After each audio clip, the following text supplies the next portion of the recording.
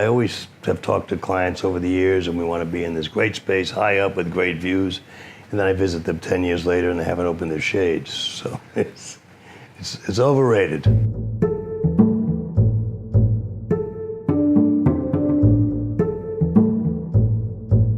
That's for all my service at Cushman & Wakefield. Just had that polished up. This is my son, who did an ad when he was 18 years old that we used at my company 2 predecessors ago.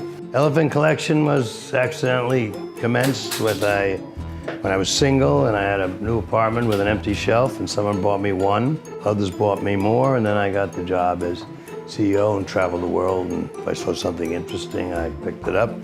Kay Ritter is the artist that does these. They were done in ceramic with real shoes. My wife and I have about 10 of those. One of the most meaningful is that ceramic horse that my mother made in ceramic class.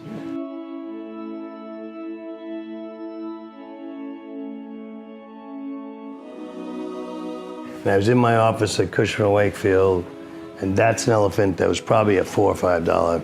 They call them Chotskys where I grew up.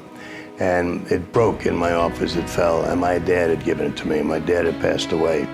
So Michael Argenestra, one of the senior people there, and now he's here, sat down for 4 hours on the floor and glued every single piece of that elephant together again. And the only thing left was the mouth, the piece was missing. And he said, I'll get some paint and I'll paint it. I said, leave it alone. It's an example of how unbelievably focused you were on and preserving something that was important to me. You know, when I grew up, my dad said, there's no such thing as a white lie, there's only a lie. My wife always says you only have one chance to make a good first impression. When you walk off that elevator into our conference room, we have that.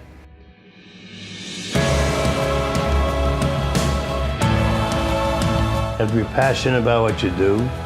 If you get up in the morning and you can't wait to get to work, or you're looking at the clock at the end of the day because you can't wait to get home, I don't care what you're earning in the middle there, because you're a failure.